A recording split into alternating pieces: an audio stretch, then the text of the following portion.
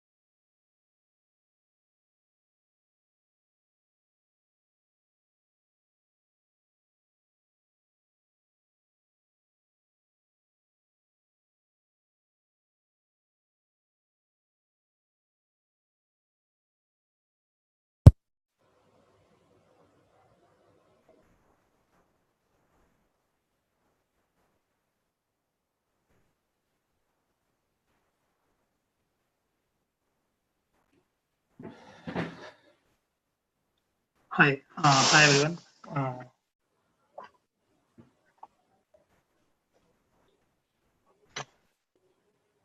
Good morning, guys. So there is one thing I was hearing some feedback, and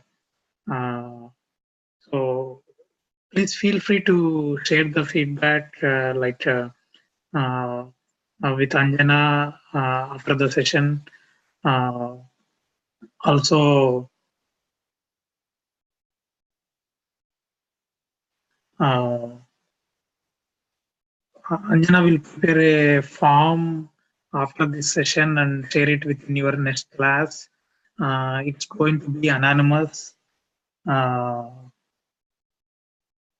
and you guys can feel free to share the feedback. Like it may be about what you need.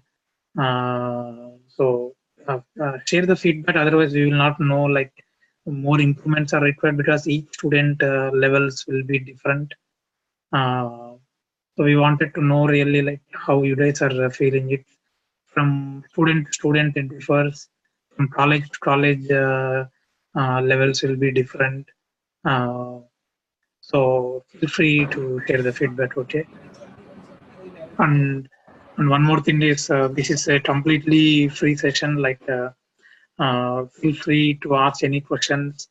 Uh, this has nothing to do with your semester marks or exams or anything. There is no any feedback from us regarding that. It's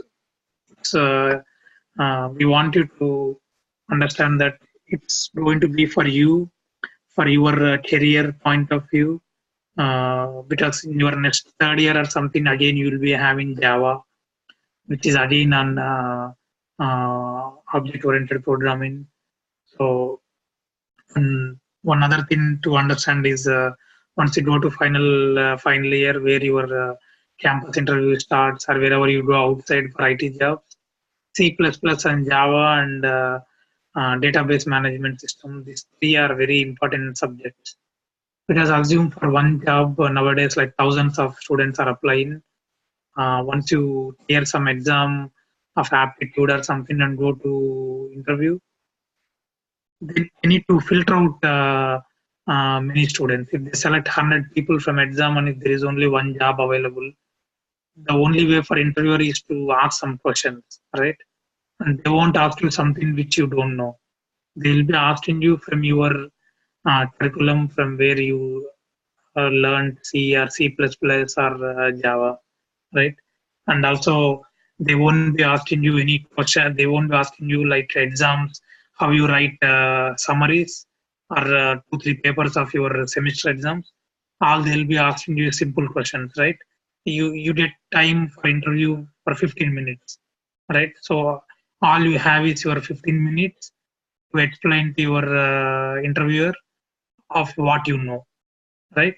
So they'll be asking you something very simple like how to use pointers, what is the use of pointers, what is the use of object-oriented programming, how to use it, what is polymorphism, what is function overloading.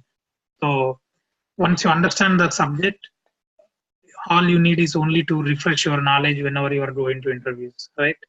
So your final year, you will be realizing they are asking a lot of questions in C++, Java, and at the time you start learning, it will be very difficult because final year you will be enjoying, you are finishing your graduation, lot of parties, uh, you will be having your project, right? At the same time, campus interviews are outside the companies will be conducting your interviews. So if you already learned this, when I mean learn this, if you already understood the subject, all you need is to refresh your knowledge and go to campus interviews, right? So in that way, don't worry about your exams or something. Try to understand the concepts mainly, and start practicing some simple programs so that it will help you also, right? So I don't know how is your side, but the competition is very high right now in the market. To get a job as a fresher, it's really, really difficult. So just assume, right? I mean, like hardly there are jobs in IT industry nowadays, right? And there are a lot of students, engineering students. Okay, so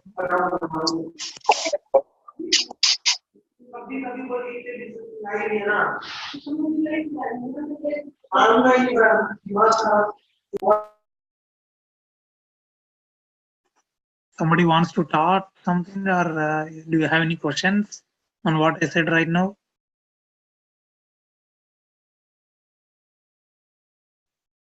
Feel free to send it in the chat also, okay? If you have any questions. Uh, okay, I think last class we finished discussing about overloaded constructor, right? So we already. Can somebody tell? Did I finish these slides of overloaded constructor and everything? Anyone? I really forgot. Like where did I stop last time? Is anyone reply?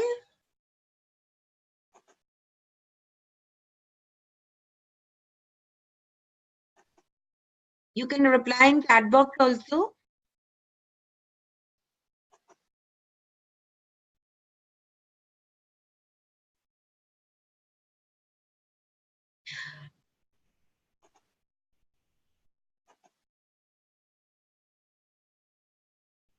कोई भी बता दीजिए, chat box में भी reply कर सकते हैं आप. सर क्या क्वेश्चन पूछे थे? पिछली बार कहाँ पर खत्म किया था? I don't know whether did I finish the overloaded constructor this slide where we were discussing about overloaded constructor. Circle. Did I finish the slide? Circle.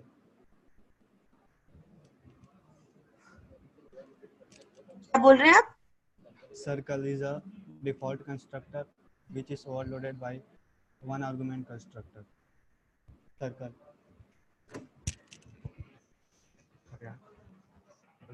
The voice is very low. Can somebody type in the chat?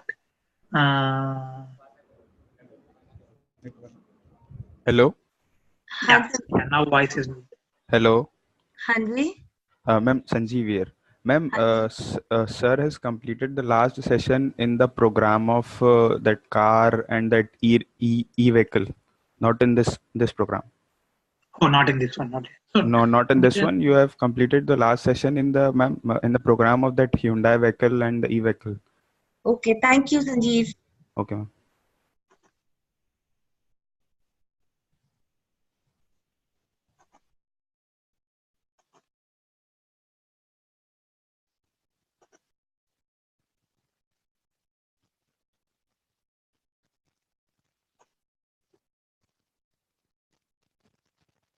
So, thank you, Sanjeev. I'm not sure did I touch on the constructor or not.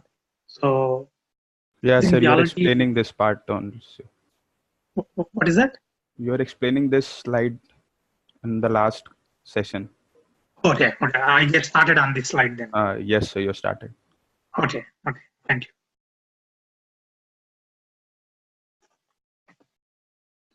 So a constructor is used when you want to initialize some values at the time of instantiating an object, right? So, so what is a constructor? What is a constructor is nothing but when you are instantiating an object in the class name and the function name will be similar.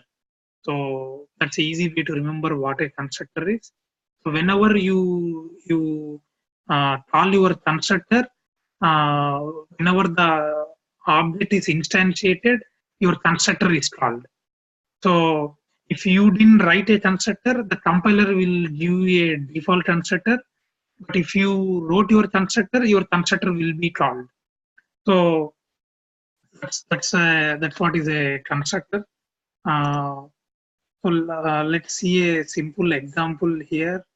So for example, if your class name is circle, then your constructor is like this, which is like constructor with no argument, right?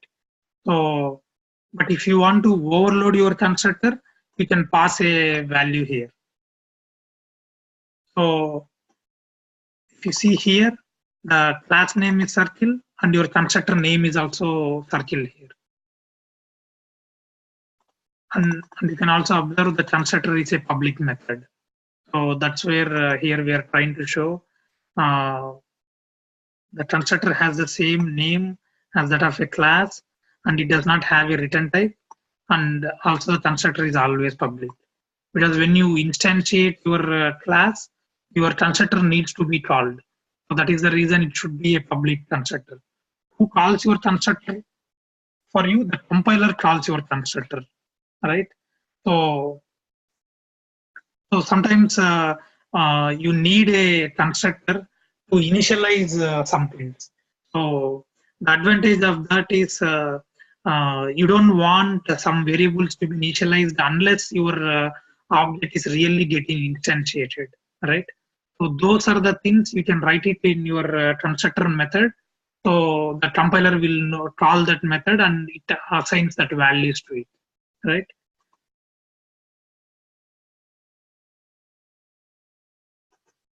So for example, we already saw this example. So one thing we need to remember here is your constructor can be overloaded here. So if you see these two methods here, both are circle with no argument, circle with one argument. So when you are instantiating your object, if you instantiate like empty, then empty constructor will be called. If you instantiate your object with passing a variable, then your single argument constructor will be called. So it's like up to you. Like you can do multiple constructor with multiple arguments with one variable, two variables, or multiple variables, right?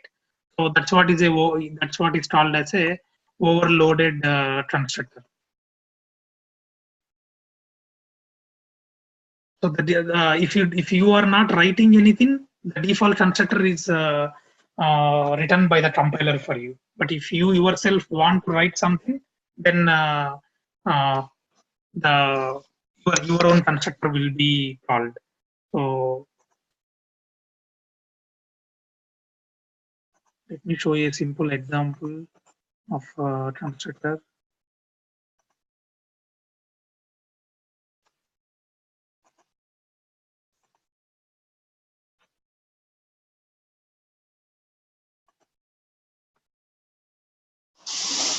So if we see here, the class name is called vehicle, and there is an empty constructor here. So when we say vehicle V, the empty constructor would have been called, but we don't know whether this empty constructor is called or not, right? So if to verify whether the constructor is called or not, we can simply put one statement to see if constructor is called or not.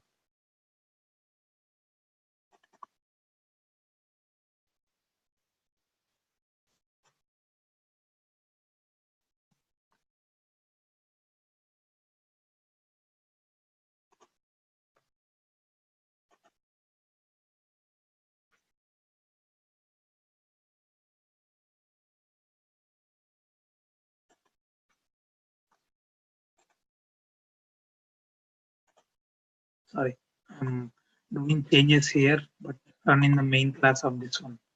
So that's the reason.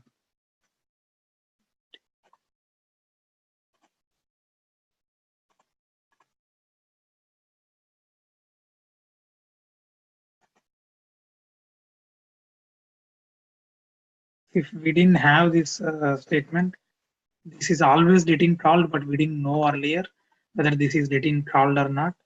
So in class printed and then vehicle v dot executed. Whenever a vehicle v, this vehicle v object is getting instantiated, this empty constructor will be called. So to know whether empty constructor is getting called or not, I added a statement here to see this constructor is getting called or not, right? So then I am running this statement. So it printed in vehicle constructor. So if I have a one more object,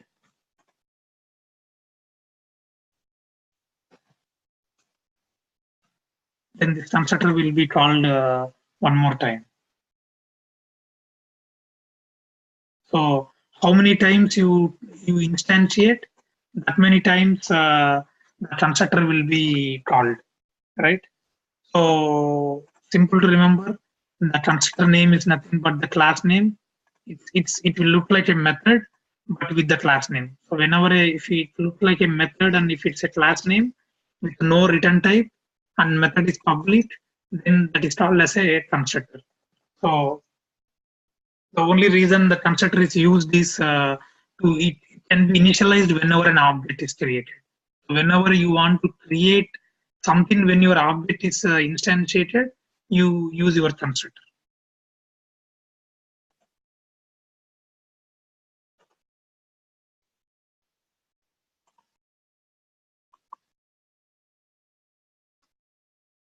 Now I want to show you one with uh,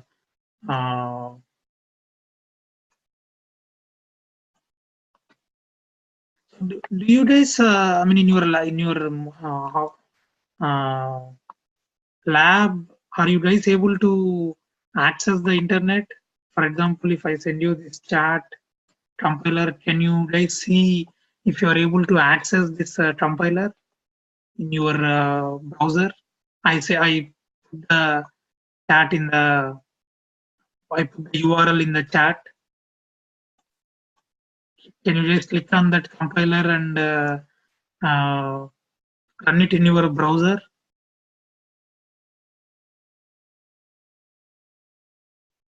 I forward you the link. मैंने आप लोगों के साथ link share कर दिया है.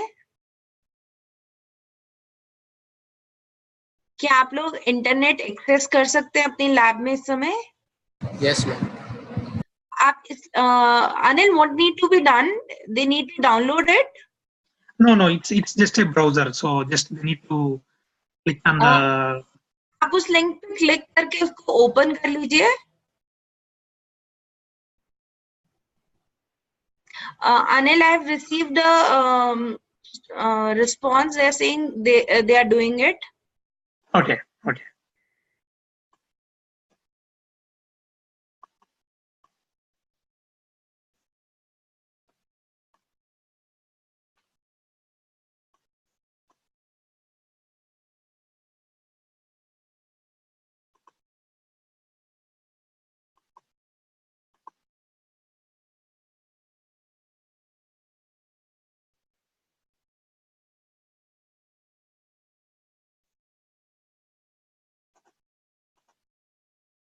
I send the program to you in the chat. Just a simple program, just copy it and try to run it.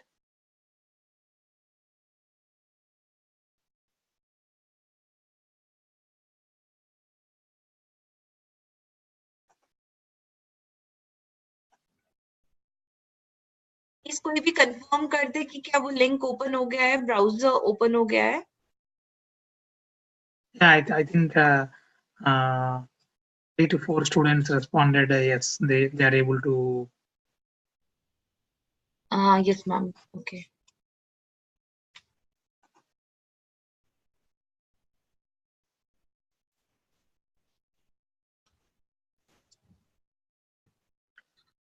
Anil, we can start with, I guess they are able to open it. So we have received a couple of responses.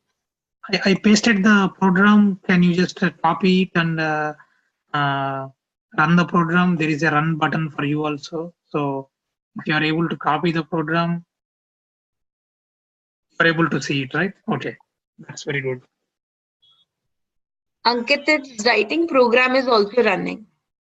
Okay.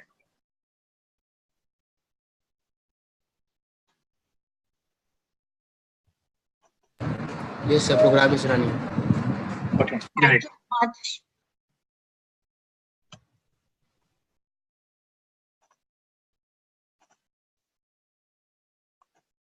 Let me paste with the second constructor here now, and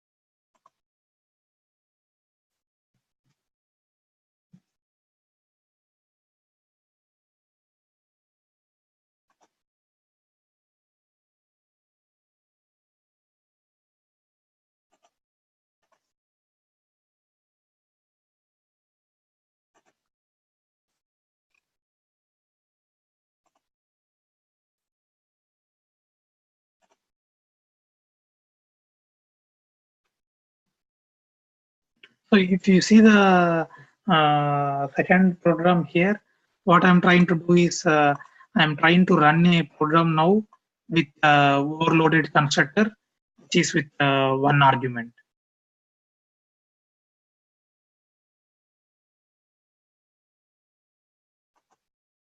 So what I'm doing here is there is two options. One is vehicle V1, which is zero loaded constructor.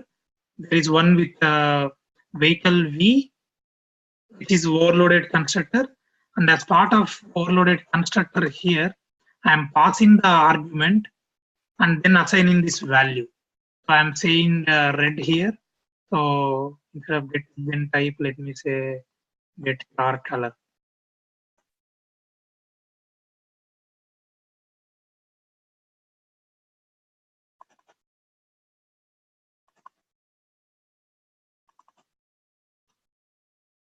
Right. So one we are doing with zero constructor. Let me put that down.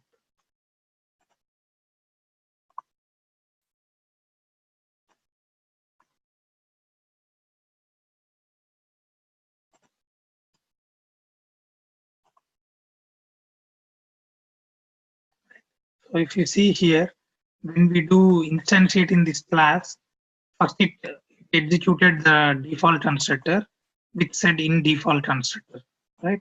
And then we are asking v1 dot get color. So when we say v1 dot get color, it printed this statement, and then it printed the color, right?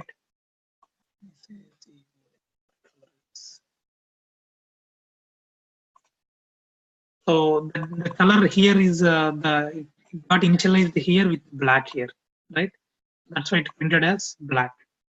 Whereas second, after that, I'm instantiating one more object with v2, and then I'm passing the argument here, right? Vehicle v red, and then I'm saying v2 dot get car color. So then, as we are passing here, it didn't take the default one. So if you see here, the color variable is assigned to black, and default constructor doesn't have empty, it doesn't have anything. All we are doing is just printing the statement, and there is a overloaded constructor with one variable, and I'm passing something here and I am assigning that value to this color, right? So that's why when we execute this, printed vehicle V1 and the initialized color and vehicle V2 with this color, right? So this way what happens is it's like this. How this way overloaded constructor is useful is, for example, assume you want to access this color, right? So generally what we do, we say v2 dot color, right? And then we say is equal to, and we pass variables like green or red. So if it is one variable, it is fine. Assume this vehicle has multiple things.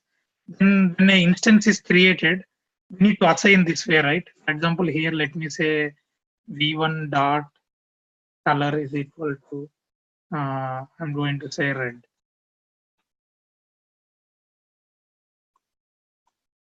So instead of doing like this, in the constructor you can pass it, right? So that way it will help you. Like it's easy because with one constructor it is fine. But assume if when an object is created, you need to have multiple variables you need to initialize to the object. Instead of saying this many statements, you can pass it in the constructor, right? So the number of lines is reduced, and even within your constructor, you can do some validations if you need. If this is this, then only do this. Otherwise, don't even assign it, right? For example, assume here I may say instead of red, I may say some unknown color, which is like unknown, right? Even if I do this, it's going to assign this value, right? There is unknown, but I can go and add a if condition here, saying this string is in the set of colors, then only assign that variable to color. Otherwise, don't even assign, right? So those kind of validations you can put within your constructor. So that is the advantage you get, right? So for example, now you can do a simple example on your compilers.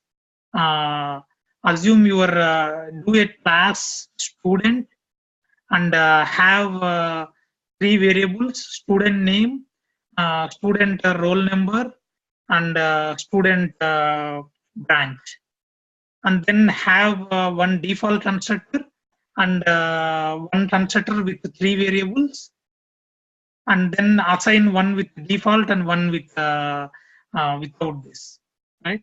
Can you guys try to do it on your compiler right now? It's simple.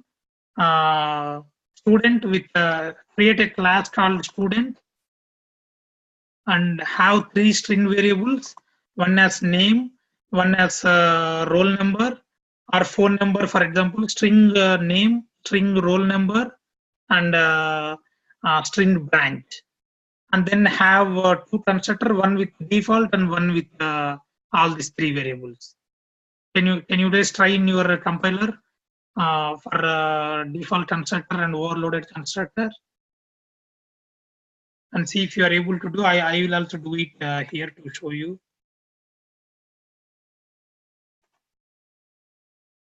Student.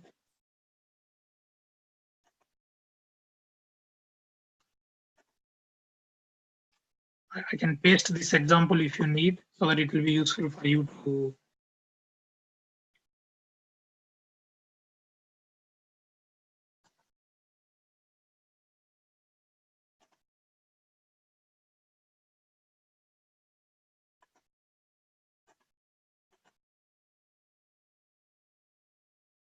I pasted the example also on your chat, so you can just copy paste as it is, and then put it to your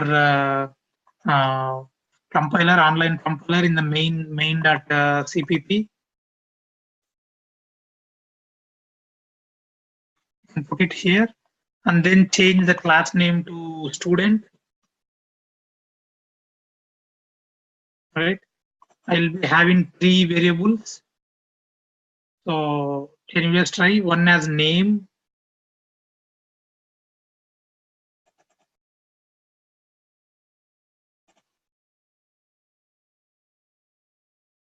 Name. Variables will be name, branch, and phone number. And try one with default constructor.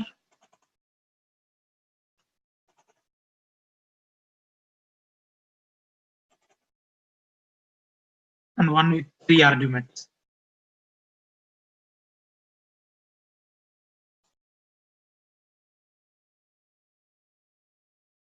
Anyone able to do it? I already copy pasted the even the example in the chat. So all you can do is take it from that and try in your online compilers. Or in your lab, if you have some C++ compiler, feel free to use that. I don't know how is your lab setup, so I asked you to do it in the online compiler. But if you have your lab compiler, you can even use that also.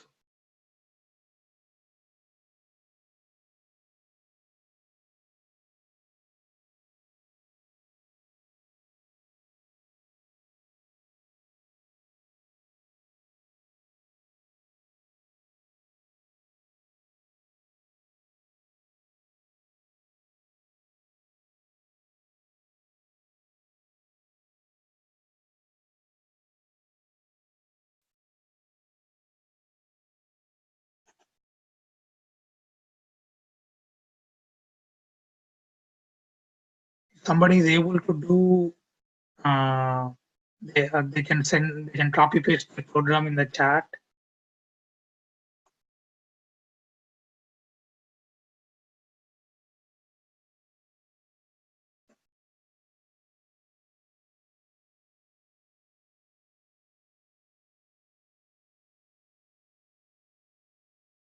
आप कर पा रहे हैं students आप कर पा रहे हैं ये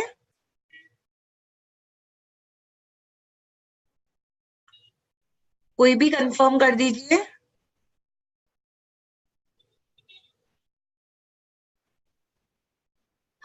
Anil, I've received a response. Ankit is saying, sir, we are trying. So there is some RT that they are telling that yes, we are able to do it. Sure. Yeah. Please try and see if you are able to execute it.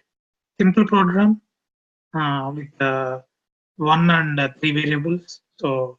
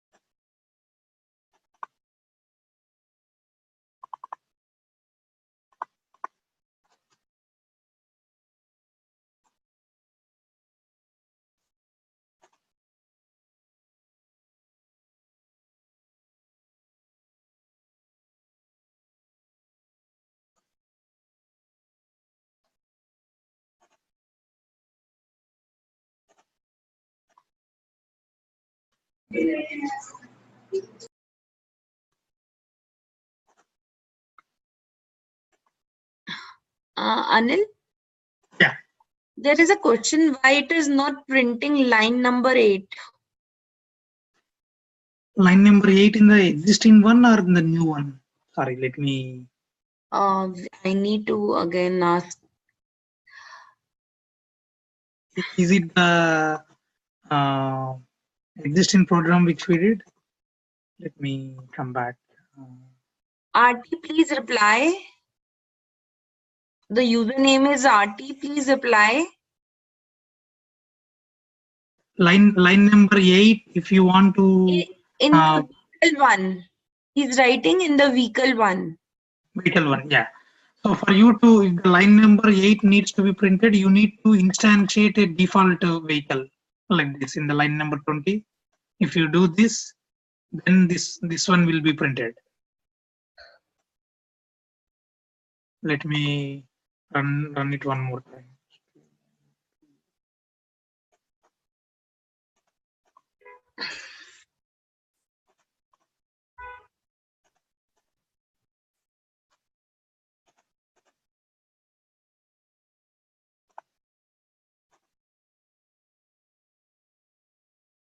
See here, if this default one line number 8 needs to be printed, then this one needs to be there. If you instantiate the object without a constructor, an overloaded constructor with default arguments, then the default constructor will be executed and then line number 8 will be printed.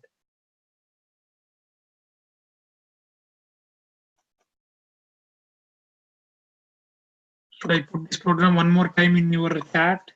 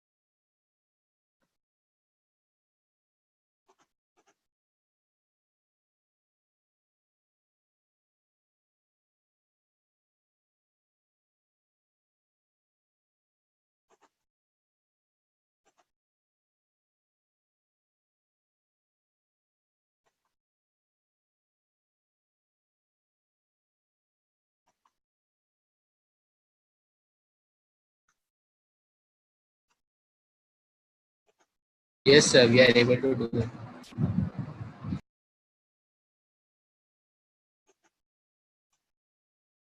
You're able to do it. Okay, great.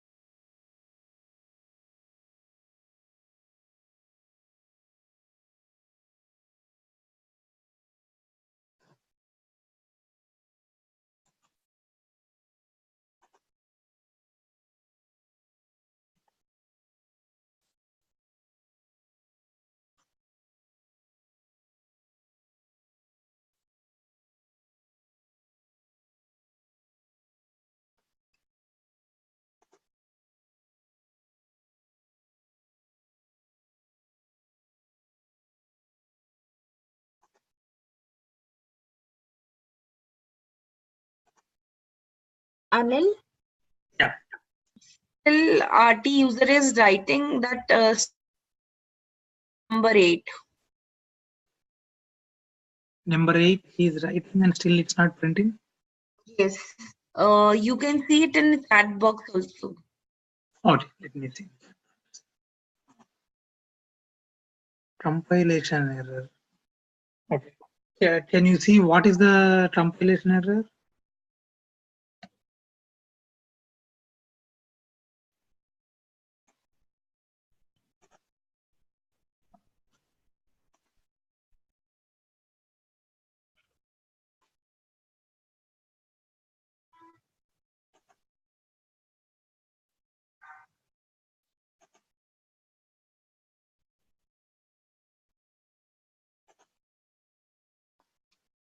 So now he's writing error is removed. Oh, now error is removed. But it is not displaying the line number 8. Can you copy paste your program to chat so that I can take that same program and execute on my compiler and see what is the issue?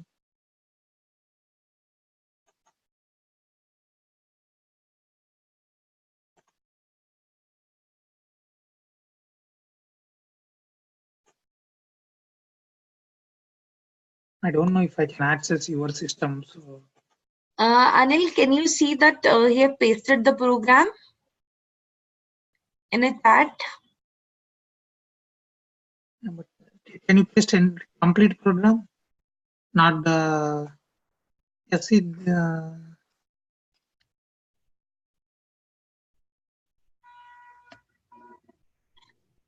yeah, can you paste? Oh, it's not getting copied.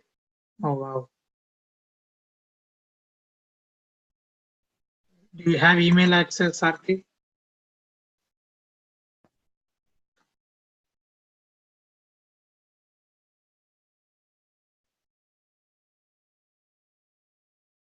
Can you send the program to this email?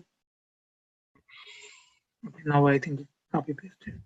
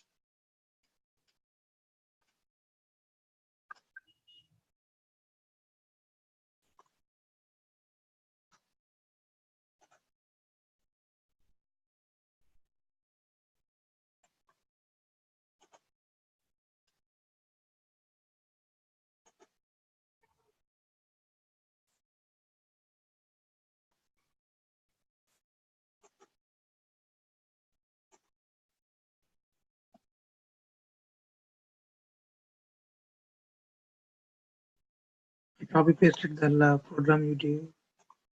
Let me see. Printing, right? Line number 8 is printing for me. I copy pasted the same program you sent. There is vehicle V1. Line number 8 got printed here in default constructor.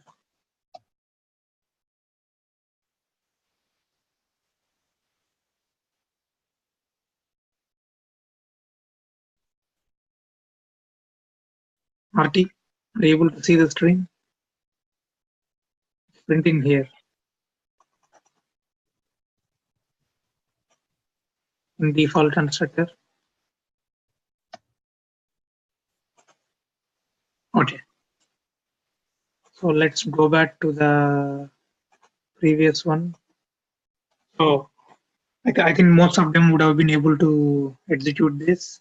So the reason I want you to show this by doing yourself is assume you are creating an object for the students, and if there are 3 student variables, which is variables like for each student the value changes, right? Name, branch, phone number, uh, So in that case, when I created a student S1 with default constructor, I need to assign those values, right? Because this object doesn't know what are the values, like name, branch, phone number.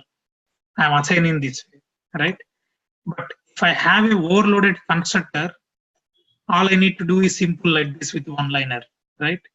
This way it looks good, and you can even perform some validations. For example, here in the student, I can say if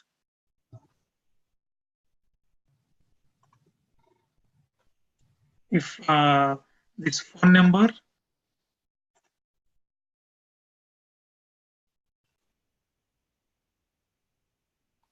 dot length is equal to something like 10, then only then assign this phone to this variable, otherwise don't even assign, right? So some things you can even put some validations if you want in your constructor, so that way it will help. Uh, you don't need to worry about raw data or something, right? So that's why here I'm trying to show both the ways, like printing, right? I'll paste this also in the chat. So if someone wants to run in their compiler, if they are receiving any error, they can try this.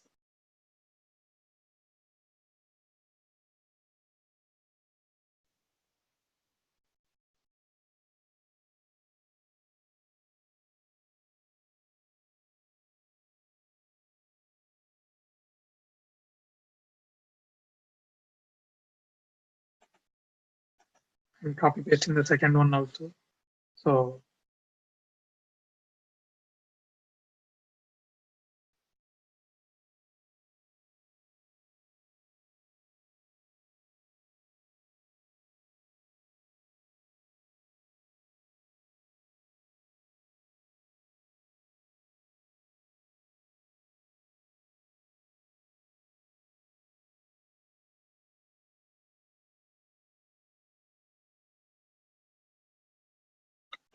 okay. So hope you guys were able, everybody in the class were able to do the second program also. Just remember the overloaded constructor. So this is a very good example for overloaded thing, right? So let's go back to the session. We saw between the empty constructor and the overloaded constructor.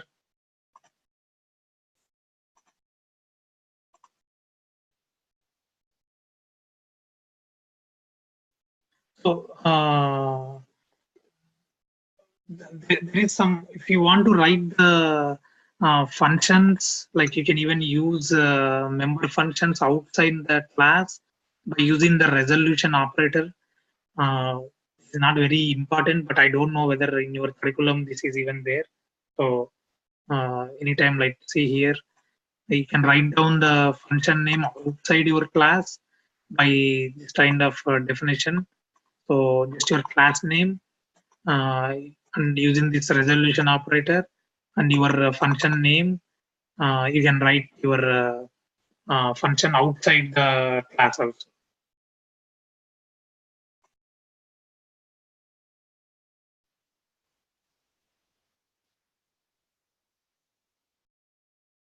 So here if you see, we are writing this set radius, get diameter. These are all within the class, right?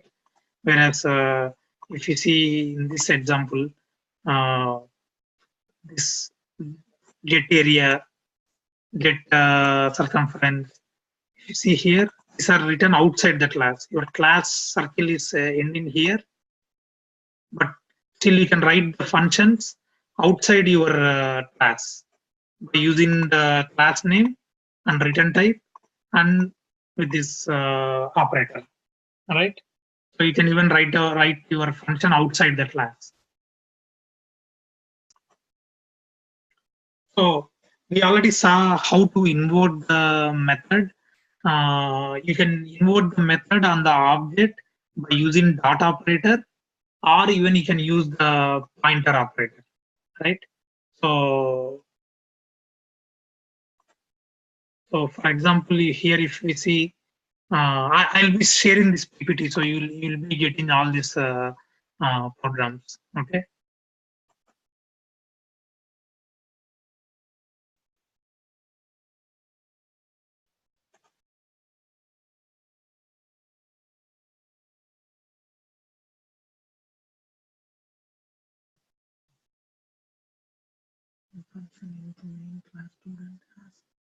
Can you send the entire program so that I can paste it on my compiler and see?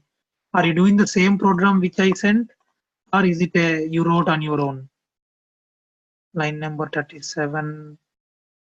A student has no member named phone. Let me see if I before pasting did I run it or not. Oh, sorry. Yeah, I'm getting error. I think when I copy pasted something, I would have done something different. S1 dot phone. Okay, good catch.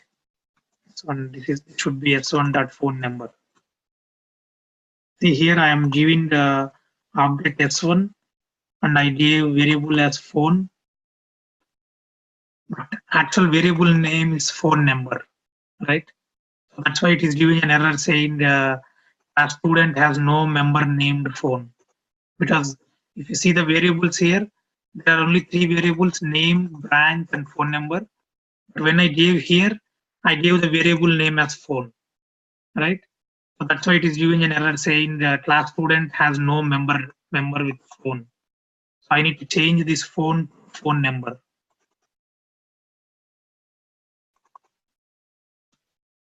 Now let me execute this program, right?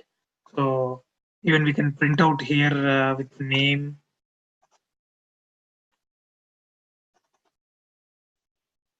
branch,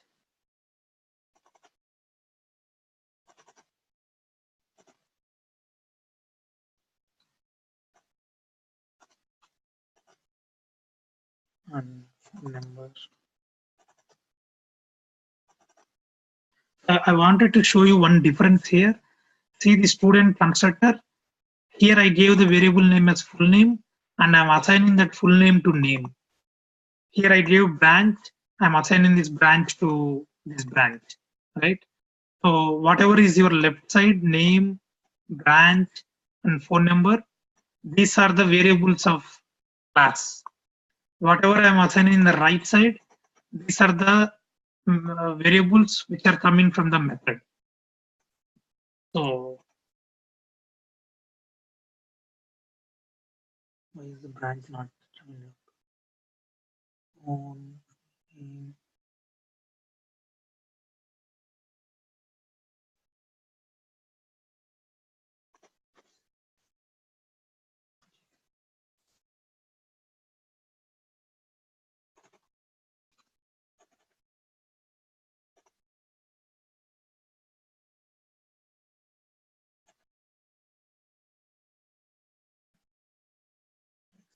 Printing one time. Okay. Let me copy this.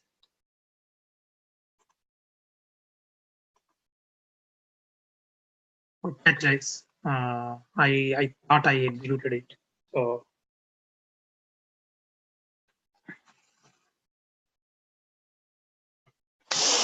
let me go back to the slide where we were doing it.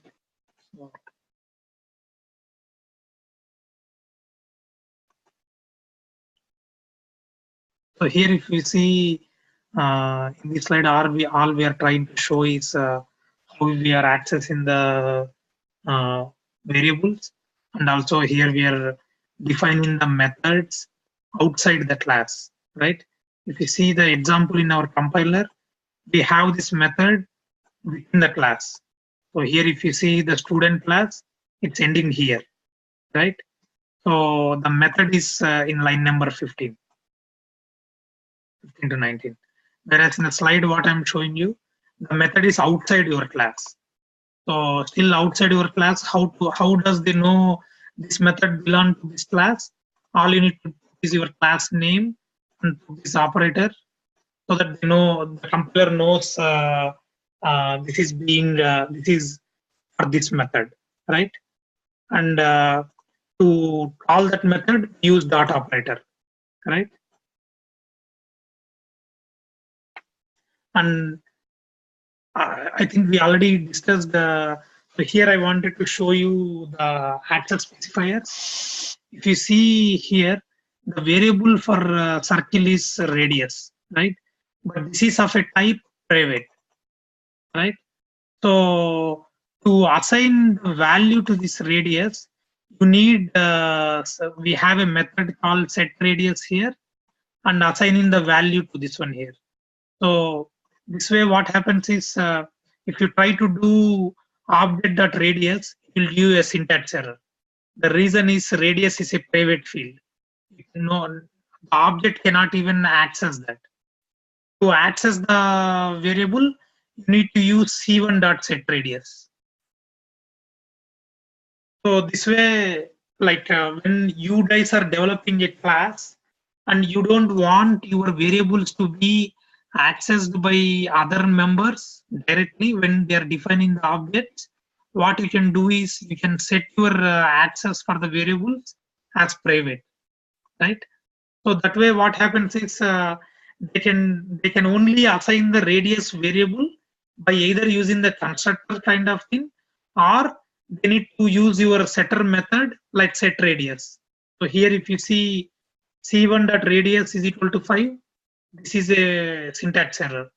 Whereas if you say c1.setRadius, this will work, right? So it's only like giving a flexibility, because within your methods you can do some operations, right? For example, the earlier example I showed you, the phone number, you can say set phone number, and you can, within the method you can write a condition saying if phone number dot length is equal to 10, then assign that phone number. Otherwise don't even assign the phone number, right? If you make your variable also as public, then some people may directly use this field and they may set that value to that object, right? So now it will be very difficult for you to understand why do we need to set this and everything. But assume if you are having a database, in your next semester you will be getting the course on the database. So like I was explaining you earlier, okay, let me show you one simple database which will be helpful for you.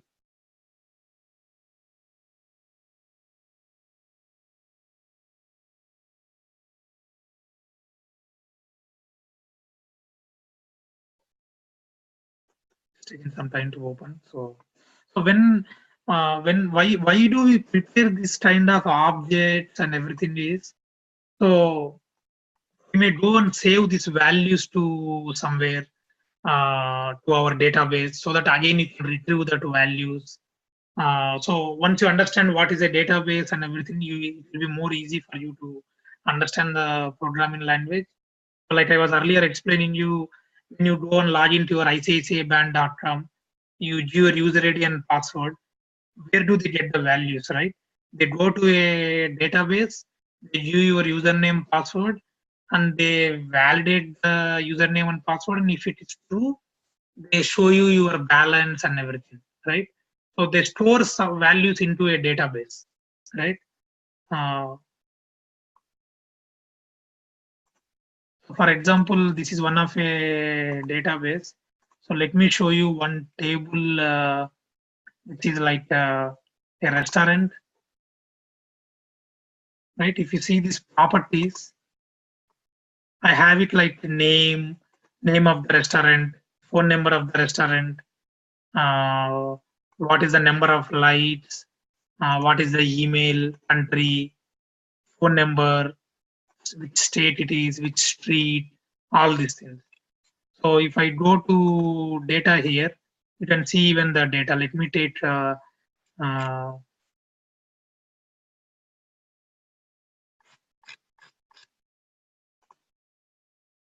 let me show you one record, 124th record. So if you see here, so city is Troy, country is United States, phone number is this, name of the restaurant, right? So this way the values are stored in the restaurant, in this table. This table name is called restaurant, and these are the values for one record, right? So for example, if there is a wrong phone number, why should we save the wrong phone number? User may enter something wrong, right? But we shouldn't save that to our database, right? Because if somebody is trying to reach to that restaurant with this phone number, the phone number may not even work. So while saving into the database, you can validate whether that phone number is a right phone number or not. For example, in the US, the phone number length of the number is 10 digit, right? So you can store that and use it. So that time you can in your constructor, you can, or in your set method, you can do some validations. If this phone number is true, then set it, right? Otherwise, don't even set the number.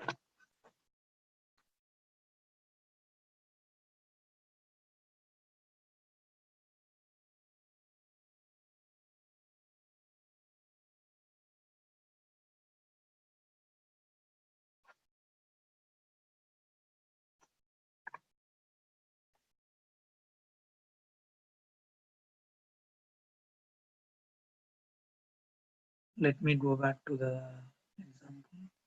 Why we are not getting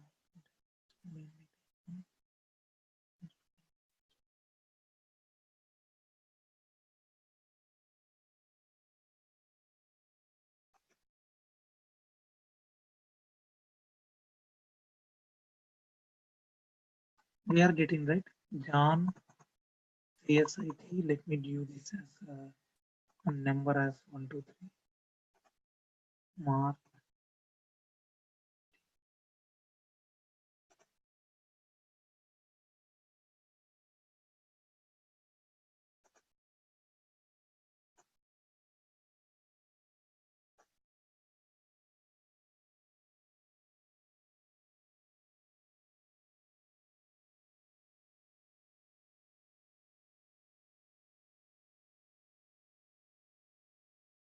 I didn't understand your question. Why we are not getting the output as the student detail 1 and student detail 2? We are getting the student details, right? See here.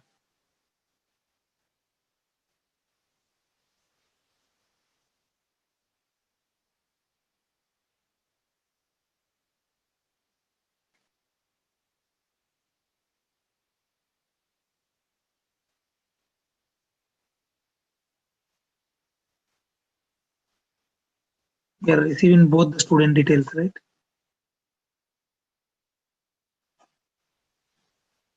When you say S1 dot student details, it printed John CSIT and 1, 2, 3. John CSIT and 1, 2, 3. And then when we said S2 dot student details, it printed Mark IT and 1, 2, 3.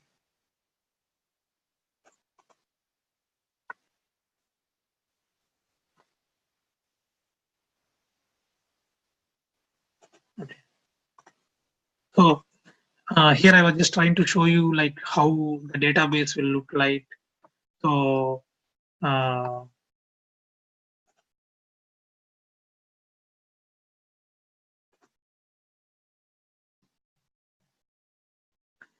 so for, I think for you also, you guys now in India, you guys have Zomato, Yelp, Swiggy. So when you go and find a restaurant and try to order some food or something, so how do they get the restaurant details? What is the menu? What is their phone number, details, and everything? It's nothing but they go to some restaurant table where they have something like data here, where they have all the restaurant details, right?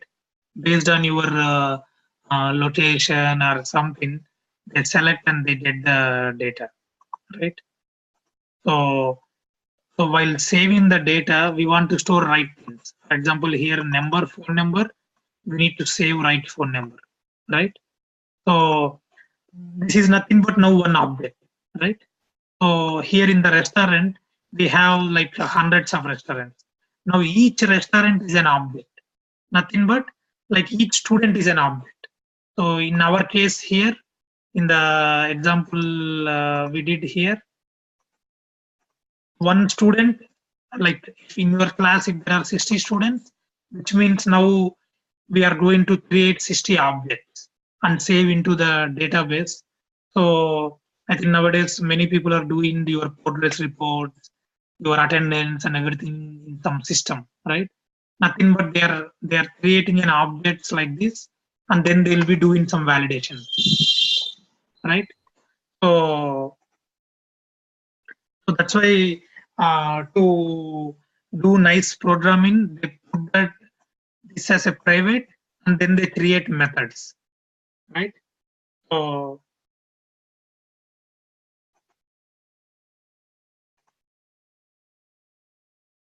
this one we saw right now. Let me go to second one, right? So in this previous one, what we saw is using the dot operator, right? So to call this method, we are saying c1 dot dot, c2 dot dot, right? Similarly, we can even use pointers, right? So let's see what is the pointers, right? So for example, here we are saying star cp1 star cp2, and then we are saying cp2 dot get area. So we are using a pointer to access this get area method. So now, so all here we are trying to say is to call the methods, we can use a dot operator or we can use a pointer selection operator, right? The pointer. So now let's see what is a pointer.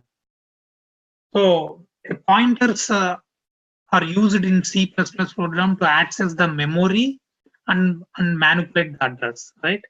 So pointers are very powerful feature where this option is not available in any other programming. The pointers are available only in C++. So it's not available in Java and it's not available in Python also, right? These are other programming languages, right? The reason why we are comparing with Java is also an object-oriented programming, right? So what is a pointer, right? So here, if you see,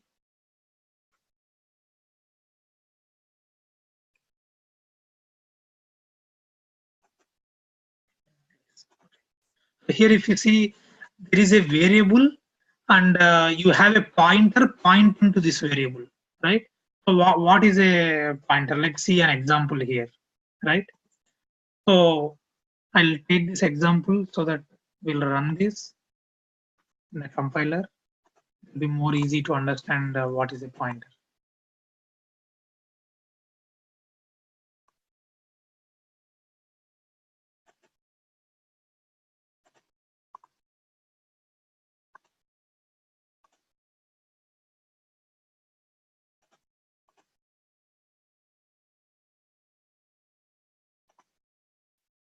So if you see here, I'm having a into variable one and I'm printing the ampersand one variable one here, right?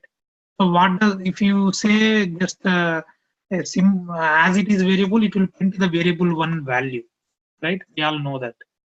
Let me remove, we don't need these many variables here.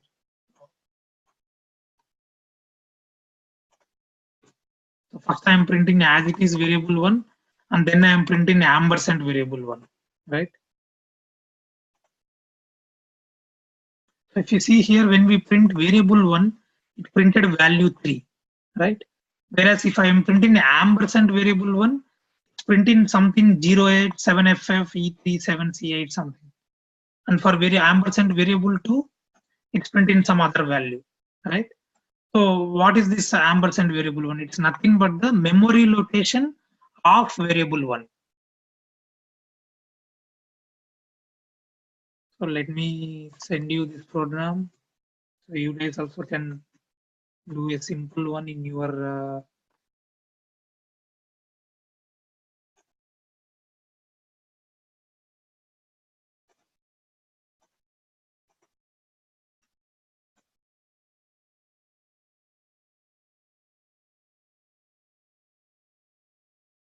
so can you just try this printing in your systems?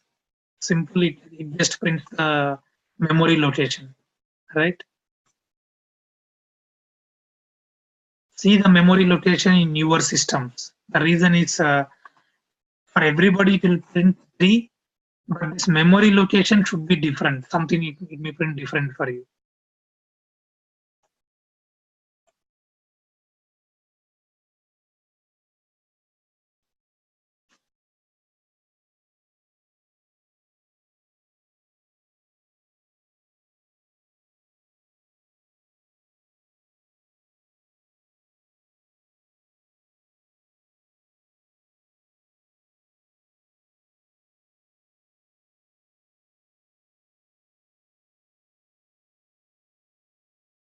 If you just try to print it for everyone, the value will be same, like 3 for variable 1, but ampersand variable 1, it will be printing a different value for everyone. If you see mine and if you see in your systems, it will be different. The reason is this is a memory location from your laptop or from your computer, whereas the variable 1 is always same.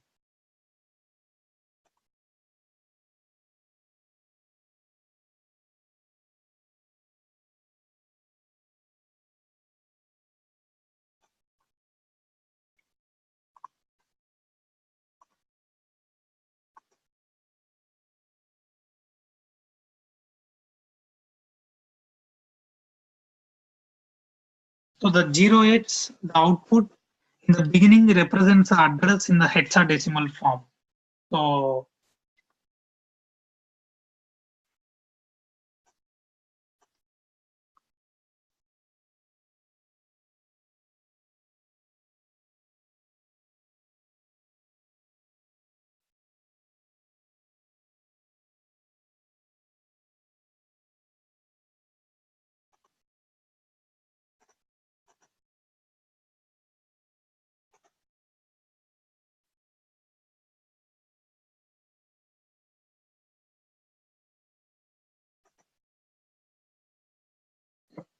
uh, everyone is getting a different address, right?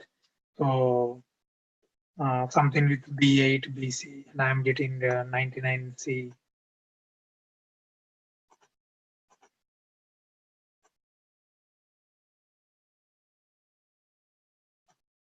Right? So that's why, because this is the memory location from your systems, right? So now let's go one more level. So we have 2 things here. So one is like how do you define the pointer? So whatever is the ampersand, that is nothing but it gives you the address location. So for example, if you want to initialize a variable with a pointer, we can do it in 2 ways. One is int star p or int space star p or int star space p.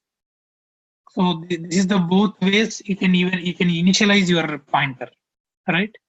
So it's nothing but your pointer stores the memory location of the variable. Yep, everyone is getting a different one, right? So a pointer is very simple. So whatever now you guys are able to see in your programs, where you are able to print the memory location.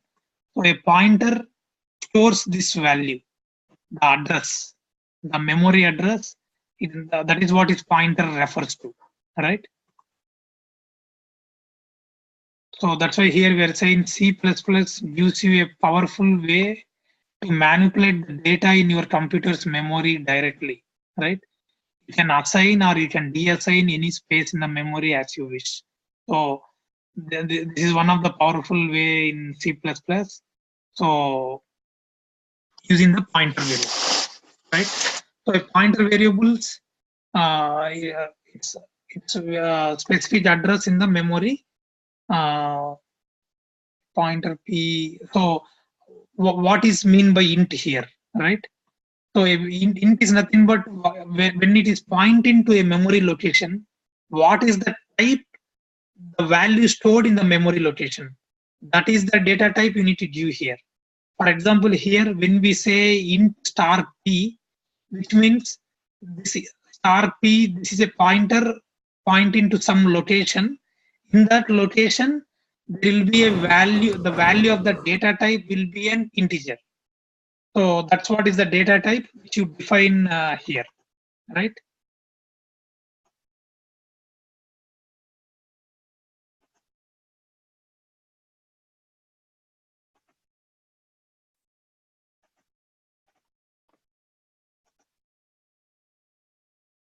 So, for example, assume like you use a ampersand operator to use the address of the location. Whereas if you need the value of the one, you use the star from that, right? So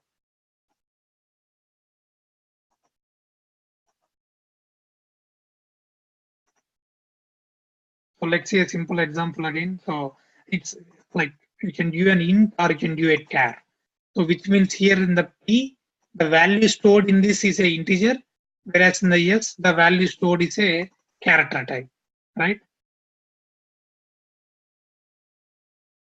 So here if you see, if you are given int star p and int a is equal to 10, p is equal to ampersand a, which means for the p, you are given the memory location of a, right? And then if you are saying star p is equal to 7, which means now the value will be modified in that memory location, right? So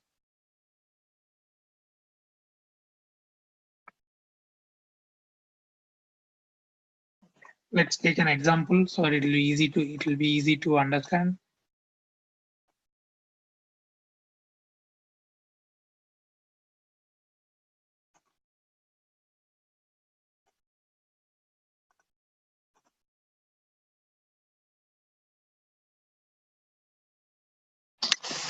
It's a very simple program. So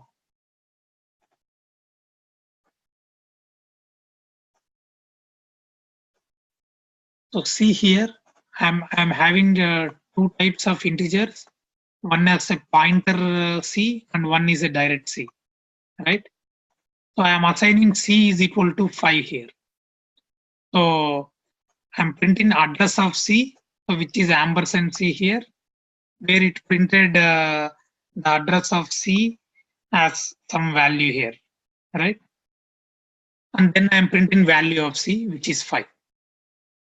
And now I'm assigning this ampersand, this location to this pointer pc. So that's why for pointer to assign, you need to assign the memory location. So that's why I gave ampersand c here. So which means whatever is the wherever the c is equal to 5, where c is stored, that memory location we are giving to our pointer, right? And then we are printing the value of pc now here, right? So what will be the pc here? It will be the same location where the c memory address is, right? Because now pc is pointing to the same as c memory location, right?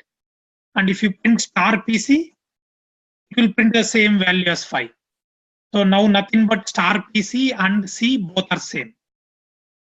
Star pc and c, right? Now what we are doing, we are changing the value of c is equal to 11, right? So if you see now the value of pc, the memory location is still going to be same, but the value is again changing. Star pc is changing now. pc value is same, which is the memory location, but star pc is different, which is 11, right? So let me send you this, run it in your laptop, in your code. It will be very easy to understand, right? I clearly put what are the statements here. So try to understand the program here. Can you guys run the program? It's very simple. So all we are trying to show you here is what is a C value, what is ampersand C here, right? So when we go and change the C value, how it is going to go and change in the PC also, And also when you go and change it in the pointer value, now see what is the value of C here, right? If someone goes and change it in the memory location, even the C value is getting changed. Because C is also pointing to the same memory here.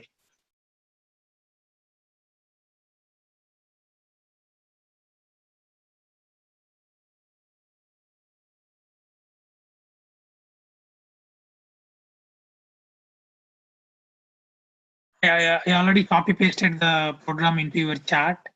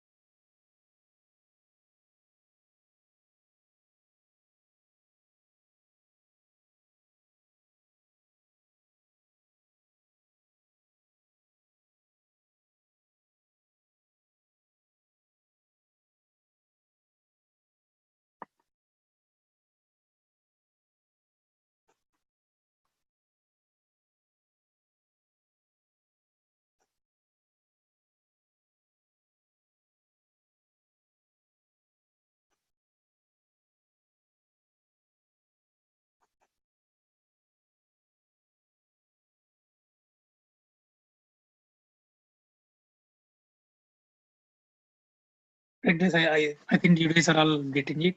So if anyone has questions here, it's very simple for the pointers.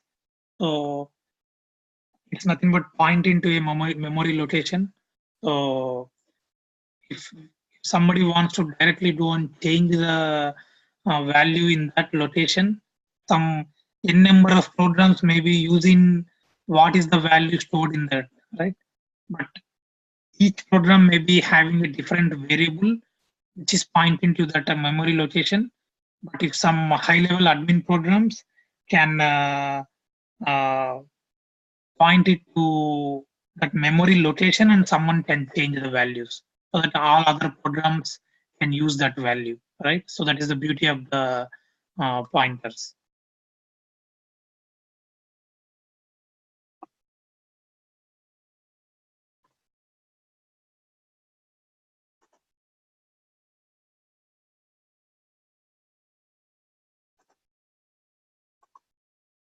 So next slide. So here I'll be sending these slides anyway to you. So whenever you guys want to refer to this slide.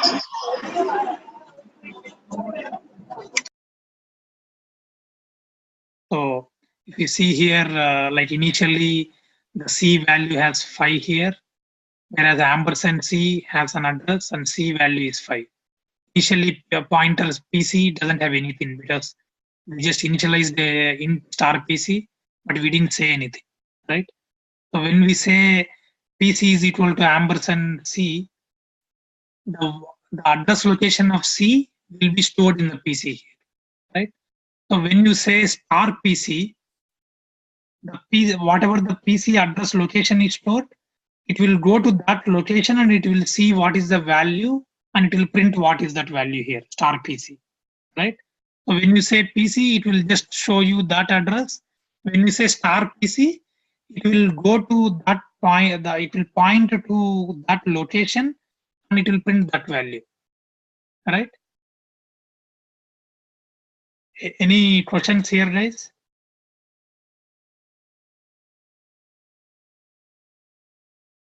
So please refer to this image if you guys have any question. Thank you, guys. Okay. So the next one is arrays. So like how we have the different data types. So array is a collection of data that holds a fixed number of values of same type, right? So for example, if I want to give int age, then I can say age is equal to int age is equal to 5 or something. But in same one type, if I want to store multiple values of same type, then what will you be using is array, right? It's a collection of data. So, but it's of same type here. So for example, if you see here in this example here, so the array size is 5 and it will be having 0 to 4 value. Means if you want to invoke the first value, you need to use this array of 0, 0, 1, 2, 3, 4, right? But the size is equal to 5 here. So each box may store some value here, right? So how do you declare the array?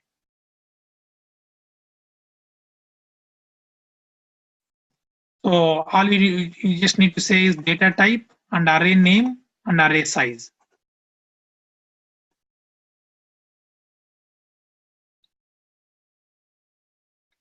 So the size and type of the array cannot be changed after its declaration. So one time you declare, you cannot change it later. Okay. So for example, if I want to do marks, I can say float mark. Right.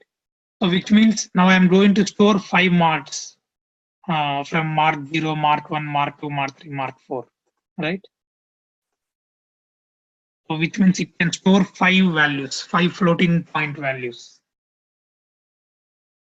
So how do you access them? I mean, now you have an array, but how do you access, right? So for example, if I want to take mark 0, all we need to say is mark of 0. So if I need a fourth one, all we need to say is just a fourth one. So assume if I'm having 100 employees, I want to store their ages, then I'll say employee age int value of 100. So which means I'm going to store 100 employee ages in each one, right?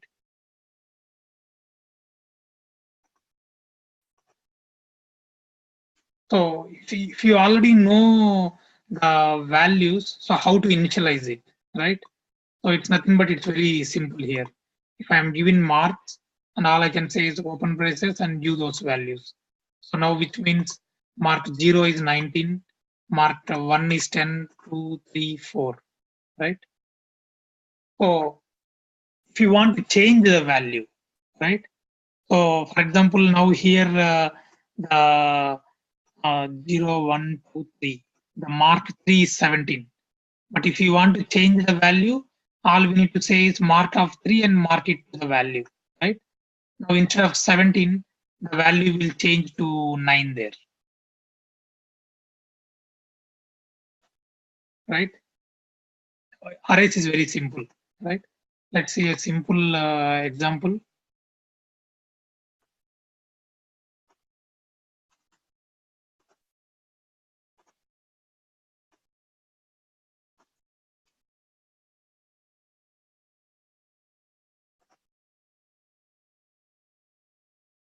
Here what I'm doing is I'm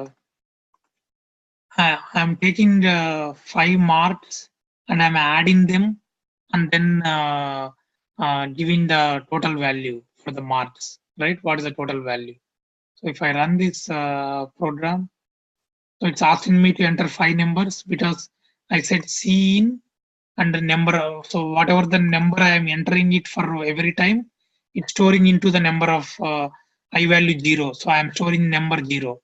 So I'll say 10 marks.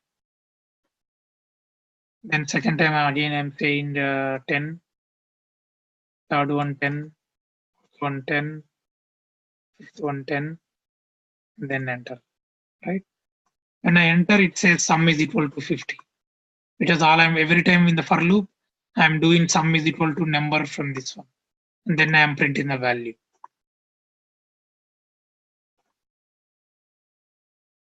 Right? So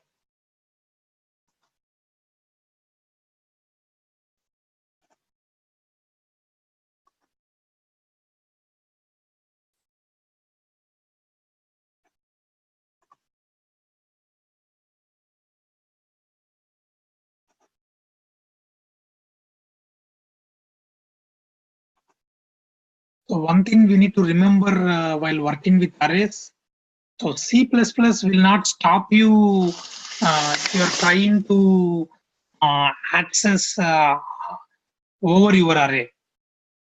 For example, your array size is 10 here, right? And if you are trying to access 14th value, it will not say there is an error here. It will show you some value. So we need to be very careful while doing with arrays, right? So try to do it in your compiler, a simple program, something like, let me do, instead of this, I'll say int marks.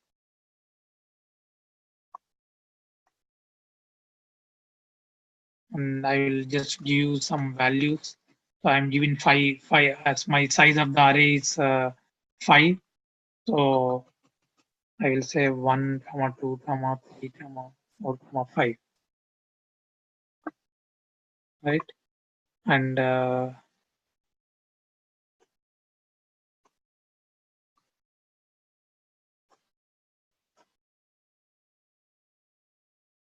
all I'm doing is just printing the value.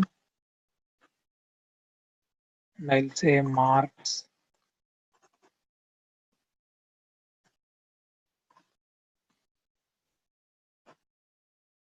I'm just trying to print the 4th value in the array, right?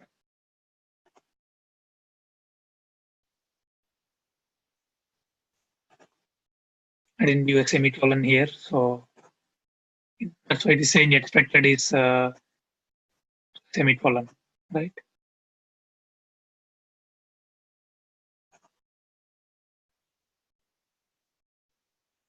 So I'm printing the, when I say 4th one, it's like 0, 1, 2, 3, and 4, right?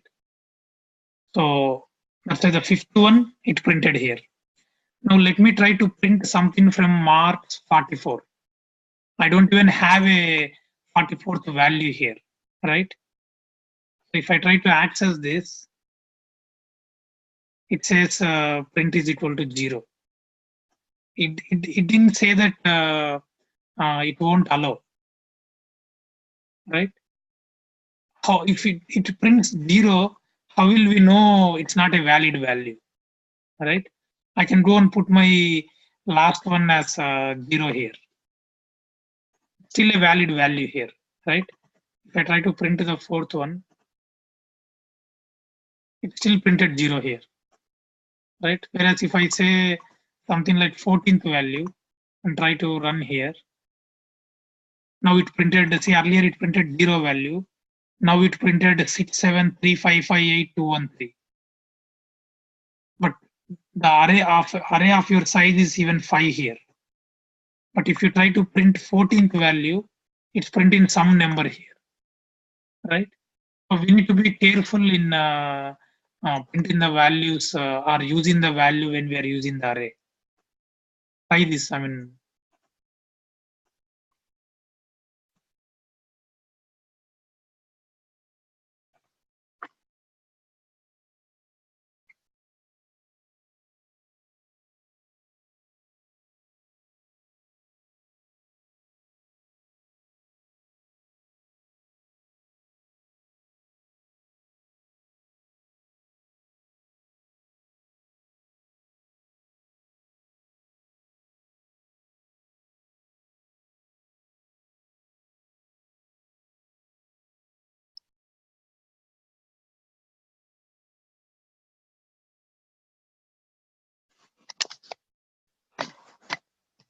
I'll end the session here, guys. So I'm typing my email ID here. So somebody had questions. Their program was not running. So if they have any questions, feel free to send it to this email, or even you can send it even to Anjana's email.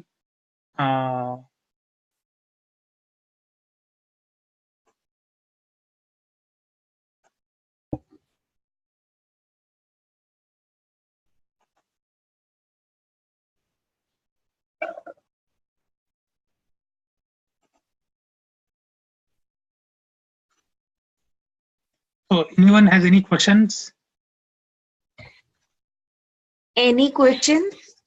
You can mention in chat box also. कोई भी question कोई भी query आप chat box में लिख सकते हैं, mail कर सकते हैं मुझे या अनिल में को किसी को भी. Yes, later in the next session, by next session, Anjana will prepare Anjana will share with you guys a form.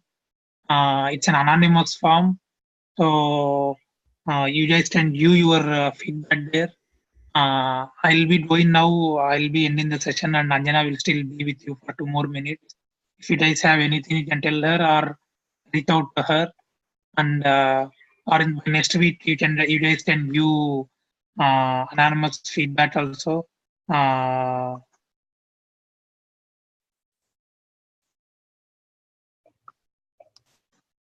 Okay, Anil, thank you so much. Thank you, guys. Okay, bye.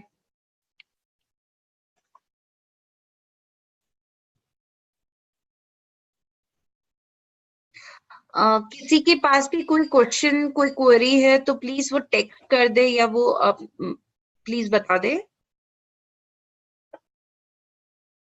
Any question, any query, any feedback you want to share?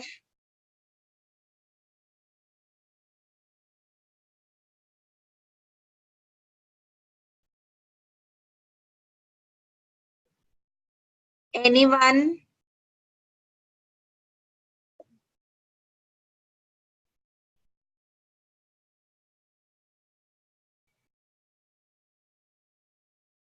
No, ma'am. Shall we close the session if you don't have any query? Yes, ma'am. Yes, ma'am. Okay, thank you so much. Thank you, ma'am.